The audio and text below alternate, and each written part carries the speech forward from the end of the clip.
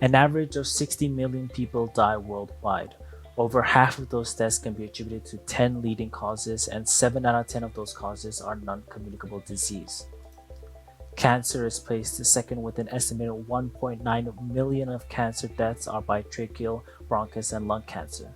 Tobacco and cigarettes remain the leading cause of lung cancer. With decades of awareness campaigns on the dangers of tobacco and cigarettes, there isn't a single human who isn't aware of the dangers of smoking.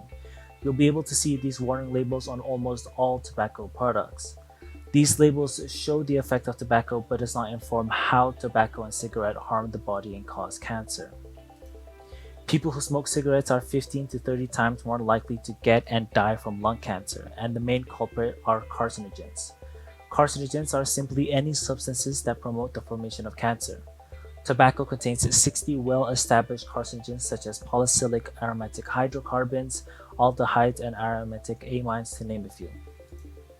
Carcinogens in general damage our DNA and the instructions within the DNA that protect us against cancer. Now, the answer to avoid this as an individual is obvious.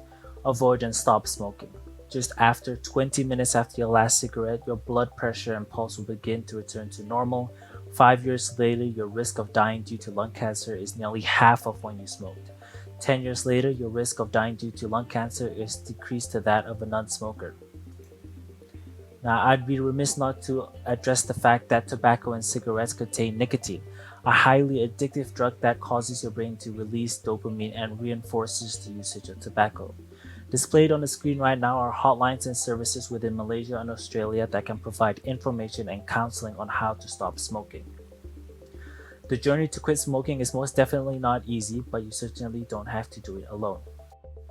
Unfortunately, the dangers posed by smoking does not dissipate once you've stopped smoking. Secondhand smoking is the inhalation and exposure to the smoke that comes from the burning of tobacco exhaled by a smoker.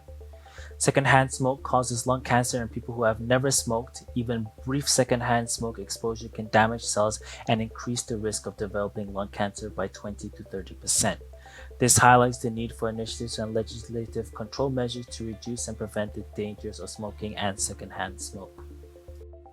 In Malaysia, smoking is prohibited in public transportations, certain public spaces, health, education, and government facilities, to name a few. Virtually all forms of tobacco advertisements and promotions are prohibited. Taxes and minimum price for tobacco and cigarettes are imposed, with the minimum price for a pack of cigarettes at 10 Malaysian ringgit. Health warnings are required to occupy cigarette packs with 50% of the front in Bahasa Melayu and 60% of the back in English. Although tobacco laws in Malaysia are extensive and aligned with the WHO's Framework Convention on Tobacco Control, there are certainly limitations and improvements to be made. Current Malaysian tobacco laws does not allow authorities to regulate the contents of cigarette or require manufacturers to disclose its contents. Regulation will allow authorities to pursue the lowering of nicotine in cigarettes, and disclosure allows users to be more aware of the levels of tobacco and any additives. Health warnings are certainly present on cigarette packs in Malaysia, but only on cigarette packs and not other tobacco products. Australia became the first country to implement plain packaging on tobacco in December 2012. A government study between 2012 and 2015 found that there was a 25% decline in smoking prevalence attributed to plain packaging. 3 years after the full implementation of plain packaging, an estimated 100,000 less Australians smoked. Legislation and initiatives remain an effective tool to reducing the prevalence of smoking. Regulation and disclosure ensures that the consumers are protected and remain informed. Plain packaging is a proven initiative to reducing the prevalence of smoking. I call upon Malaysia to implement further tobacco laws that will protect the health of everyone.